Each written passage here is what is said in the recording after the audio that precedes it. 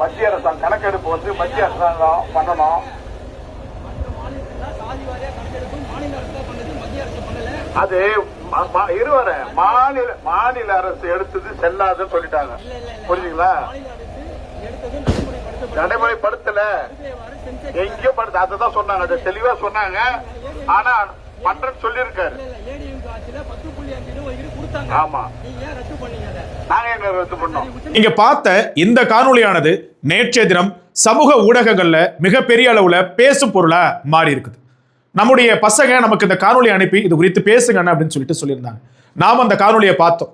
அதாவது நாம் ஒவ்வொருவரும் கேட்க வேண்டிய கேள்வியை ஒரு சாமானியன் கேட்டிருக்கிறார். முதலில் அவருக்கு அகமகிழ்ந்த வாழ்த்துக்கள். என்ன அப்படின்னா, நமக்கான இடஒதுக்கீட்டினை, வன்னியர்களுக்கான இடஒதுக்கீட்டினை நிச்சயமாக எங்களுடைய ஆட்சி பொறுப்பேற்ற பின்பு நாங்கள் அதற்கான உரிய நடவடிக்கையை மேற்கொண்டு வன்னியர்களுக்கான இடஒதுக்கீட்டினை கொடுப்போம் என்று ஸ்டாலின் அவர்களும் உதயநிதி அவர்களும் பேசினார்கள் தேர்தல் பிரச்சார காலத்தில். ஆனால் அதற்கு பின்பாக அவர்களே தடை விதித்தார்கள்.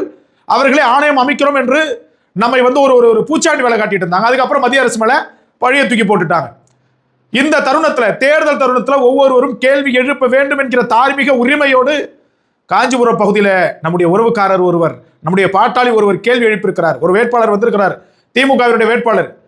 போன தடவை 10.5 தருவோம்னு சொல்லி தானே ஓட்டு கேட்டு உள்ள வந்தீங்க, 5 வருஷமா கொடுக்கலையே, 5 வருஷமா கொடுக்கலையே, ஏன் இன்னும் கொடுக்கல அப்படின்னு சொல்லிட்டு கேட்டிருக்கிறார். அதுக்கு அந்த வேட்பாளர் சொல்லியிருக்கிறார், மத்திய அரசு ஜாதிவாரி கணக்கெடுப்பு நடத்தணும். அப்ப 2021 நீங்க தேர்தலில் ஓட்டு கேட்டு வருவதற்கு முன்பாக உங்களுக்கு தெரியாதா மத்திய அரசு சாதிவாரி கணக்கெடுப்பு நடத்தணும்னு சொல்லிட்டு? எடப்பாடி அவர்கள் கொடுத்ததை திமுக தடுத்தது.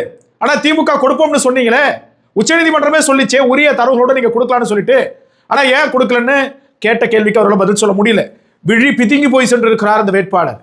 நீங்களும் உங்களுடைய வேட்பாளர் அந்த கேள்வியை கேளுங்க. திமுக வேட்பாளர் வருவாங்கல்ல, நமக்கான உரிமையை நம்ம கேட்காம போய் என்ன பண்ண போறோம்? ஓட்டு போட்டு என்ன பண்ண போறோம்?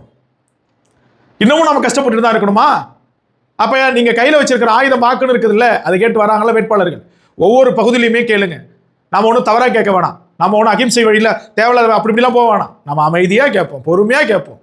ஏங்க நீங்க தாங்க சொன்னீங்க, உங்களுடைய முதல்வர் சொன்னார ஏங்க கொடுக்கல அப்படின்னு சொல்லிட்டு. ஒவ்வொரு சாமானியனும், ஒவ்வொரு வன்னியனும் சொன்னாங்க, பாதி பேருக்கு வலிக்கும். ஒவ்வொரு சாமானியனும் கேளுங்க. கேள்வி கேட்பது நம்முடைய உரிமை, பதில் சொல்ல வேண்டியது அவர்களினுடைய கடமை. நம்முடைய உரிமையை இழந்து இந்த மண்ணில் நாம் எதையும் சாதிக்க போறது கிடையாது. தைரியமா கேள்வி கேளுங்க.